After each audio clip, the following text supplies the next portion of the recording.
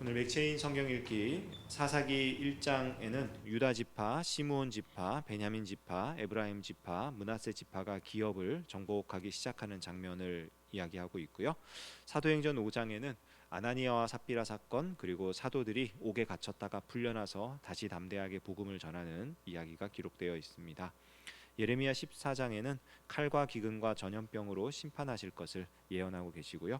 마태복음 28장에는 예수님이 부활하시고 지상 대명을 주시는 말씀이 기록되어 있습니다. 오늘 아침에는 예레미야 14장 말씀을 함께 나누고자 합니다. 예레미야 말씀을 쭉 지금 나누면서 이렇게 보시면은 계속 반복적으로 하나님이 반드시 심판을 할 것이다. 너희가 잘못 살아왔다 지금까지. 그러니까 나는 심판을 할 거다. 예레미야 선지자가 기도를 합니다. 하나님 어떡합니까? 너무 과한 거 아닙니까? 이러면서 하나님께 용서해 달라고 간구해요. 그러면 하나님이 그 기도를 들으시고 아니다. 너가 기도해도 나는 심판할 거다. 이러면서 반드시 이 예루살렘을 유다 왕국을 심판할 것을 이제 반복적으로 말씀을 하고 계십니다. 또 오늘 이 14장에도 마찬가지입니다. 이 읽지 않았던 앞부분 중에 1절부터 6절까지를 보면 기근에 대해서, 가뭄에 대해서 말씀을 하세요. 그러니까 예루살렘에 기근이, 가뭄이 임할 거다. 그러니까 하나님이 비를 그치게 하신다는 거죠. 그러면 이 가나안 땅은 하늘에서 비가 내리지 않으면 참 살기가 힘든 지역입니다.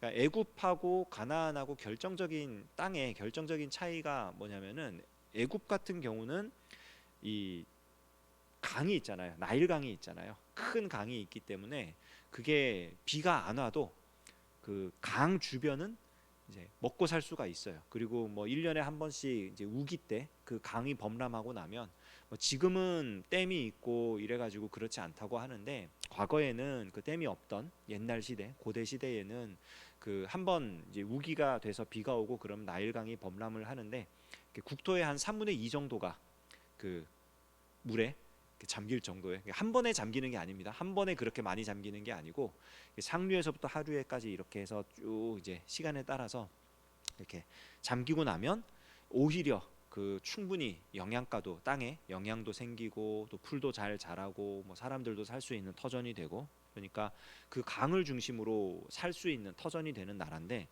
가나안 같은 경우에는 이 팔레스틴 지역이죠. 이쪽 지역은 그런 강이 없어요. 지중해에 붙어 있긴 하지만 바닷물은 우리가 직접적으로 바로 끌어다 쓸 수가 없잖아요. 그걸 담수화 작업이라고 해서 그 소금기를 제하고 이제 쓸 수 있는데 그 바다 말고 호수 쪽 그 내륙 쪽으로 들어와서 이제 호수나 강이나 이런 게 있나 보면은 뭐 잘 아시죠? 사해 거기도 완전 소금기 있는 물이기 때문에 못 쓰고요. 뭐 위에 갈릴리 호수가 있는데 뭐 갈릴리 바다라고 부를 정도로 크다고 하지만 이제 북부 지역에 한정되어 있고 뭐 밑에 요단강 같은 경우는 뭐 이제 이 당시 시대에는 그래도 많이 흘렀다고 하지만 그것도 뭐 지금 가보면은 굉장히 그 이렇게 정말 개천처럼 그렇게 흐르는 곳이라고 되었다고 해요. 그러니까 가나안 땅은 강을 중심으로 그렇게 먹고 살기보다는 하늘에서 비가 내려야 이제 그걸 가지고 농사도 짓고 뭐 식수도 해결하고 그럴 수 있는 그런 지역입니다. 그런데 하나님께서 그 비를 끊으신 거예요. 끊겠다. 이 비를 끊어서 땅도 갈라질 것이고 마음도 갈라질 것이고 정말 힘들게 살게 될 것이다. 이렇게 말씀을 하시는 겁니다. 짐승들도 헐떡거리면서 살기 어려운 그렇게 될 거다. 이 말씀을 들은 예레미야가 이제 기도를 하죠. 그 7절부터 9절까지 말씀인데 요건 한번 읽어볼게요. 예레미야가 이렇게 기도를 합니다. 여호와여, 우리의 죄악이 우리에게 대하여 증언할지라도 주는 주의 이름을 위하여 일하소서. 우리의 타락함이 많으니이다. 우리가 주께 범죄하였나이다. 이 7절 말씀 보면은 그 뭐가 생각납니까?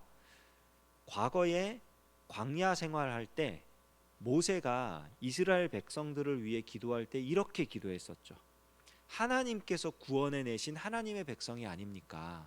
그러니까 멸하지 말아 주십시오. 심판하지 말아 주십시오. 다른 사람들이 듣고 여호와가 자기 백성을 구원할 능력이 없어서 그들을 끌어내어 광야에서 다 죽게 만들었다. 이런 소문이 날까 봐 두렵습니다. 하나님 이름을 위하여 주의 이름을 위하여 우리를 살려 주십시오. 그러니까 똑같은 기도예요. 주의 이름을 위하여 일하소서. 우리는 주의 백성 아닙니까? 8절 9절 계속 읽어볼게요. 이스라엘의 소망이시요 고난당한 때의 구원자시여 어찌하여 이 땅에서 거류하는 자같이 하룻밤을 유숙하는 나그네같이 하시나이까? 어찌하여 놀란 자 같으시며 구원하지 못하는 용사 같으시니까? 여호와여 주는 그래도 우리 가운데 계시고 우리는 주의 이름으로 일컬음을 받는 자이오니 우리를 버리지 마옵소서.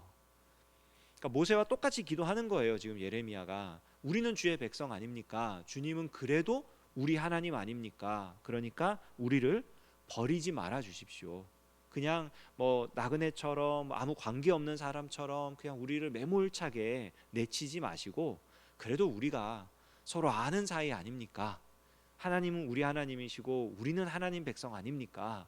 그런 거 있잖아요. 사람들끼리 서로 모르는 관계에서는 모든 것을 다 원리 원칙대로 해가지고 안 됩니다, 안 됩니다. 그래도 내가 그래도 뭐 저기 이게 누구랑 잘 아는 사이고 우리가 알고 보면 뭐 다 이제 동도 사이가 다 뭐 친척이고 친구고 그런 거 아닙니까? 이러면서 막 얘기하면 알겠다고 그러고 서로 이렇게 잘 풀리고 지금 그런 느낌이에요 거의. 그런데 이 정도 했으면은 우리가 보통 생각했을 때 그래 하나님이 그렇게 인격적이시니까 뭐 기도를 들으시겠지 그리고 용서해 주시겠지 기대할 수 있는데 우리 같이 읽었던 10절부터 18절까지 말씀을 보면 하나님이 용서를 안 해주셔요.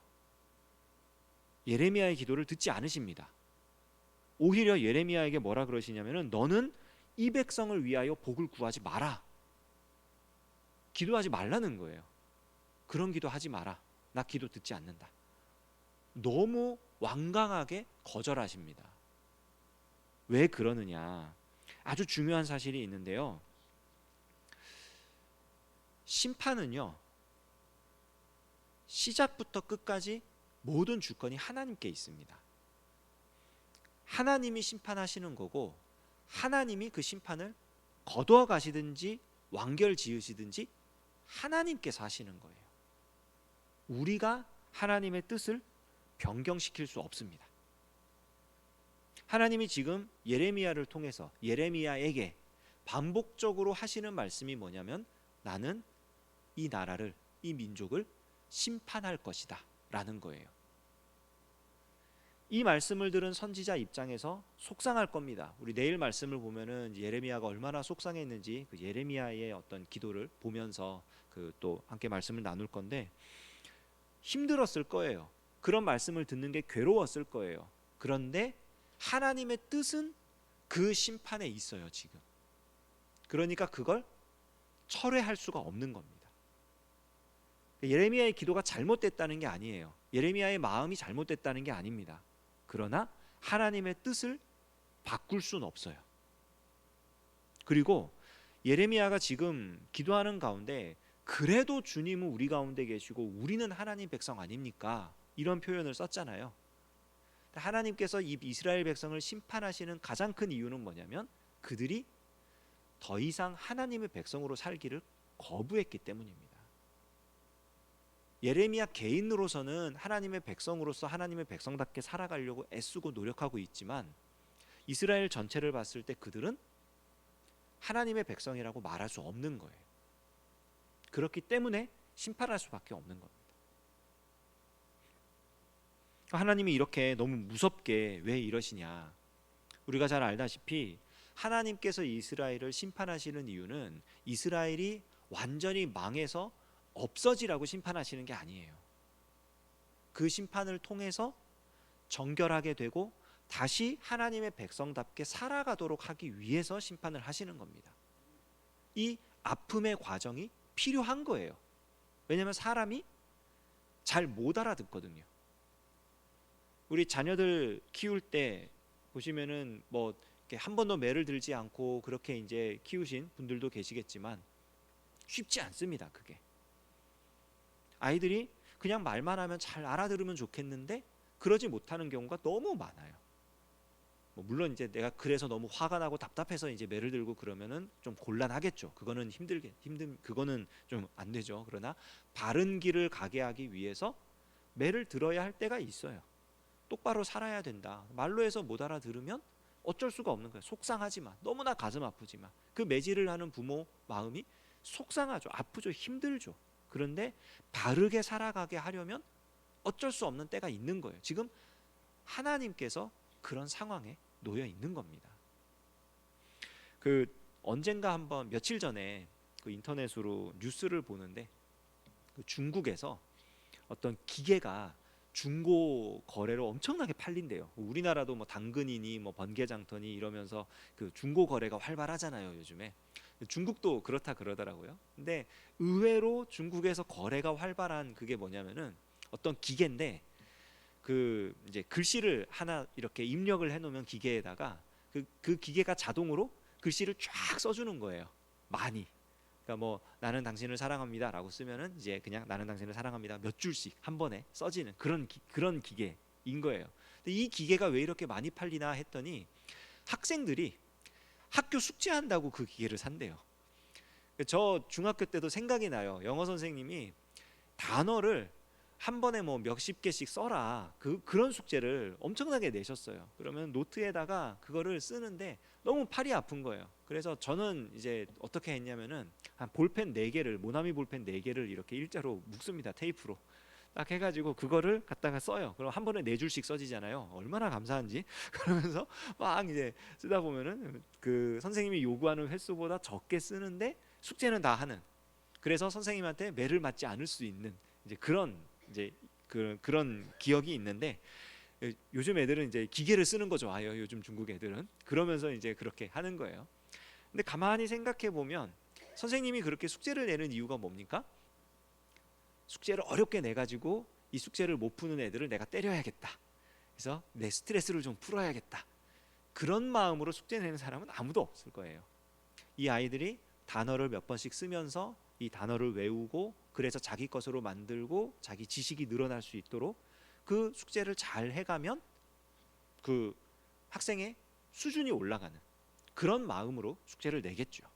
때리고 싶어서 숙제 내는 사람은 아무도 없을 거예요. 근데 학생 입장에서 지금 뭘 제일 원하는 거냐면 공부하고 싶지가 않아요. 외우고 싶지가 않아요. 그러나 매는 피하고 싶어. 맞고 싶지는 않아. 그러니까 별의 별수를 다 쓰는 거예요. 사실 이스라엘 백성이 하나님께 회개한다. 우리가 잘못했습니다. 우리가 범죄하였습니다. 하나님은 우리 하나님이시고 우리는 하나님 백성 아닙니까? 우리를 좀 용서해 주십시오. 라고 하는 이 기도가 어쩌면 자동으로 몇 줄씩 글을 써주는 기계와 같은 기도일 수가 있다는 거예요. 하나님이 그걸 꿰뚫어 보시는 거예요. 내가 원하는 건 매를 피하는 게 아니라 심판을 피하는 게 아니라 그 심판을 통과해서 정결하게 되는 거다.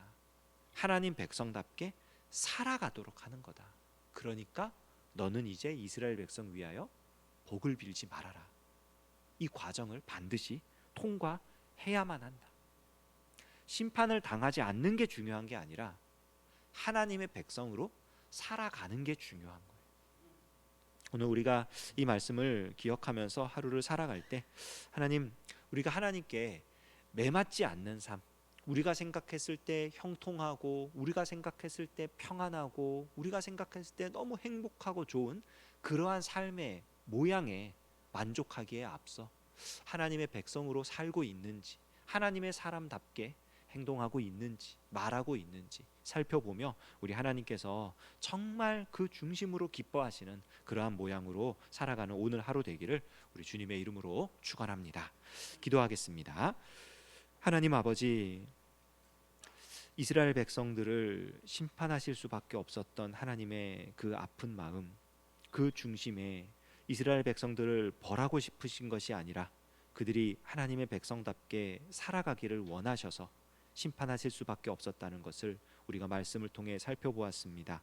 하나님, 오늘 하루 살아가는 동안 우리의 삶이 우리가 생각하는 편하고 좋은 삶이더라도 혹은 그렇지 않더라도 우리가 그 중심으로 하나님을 기쁘시게 해드리며 하나님과 함께하는 그런 삶을 살아가는 우리 모두가 되게 하여 주시옵소서. 예수님의 이름으로 기도합니다. 아멘.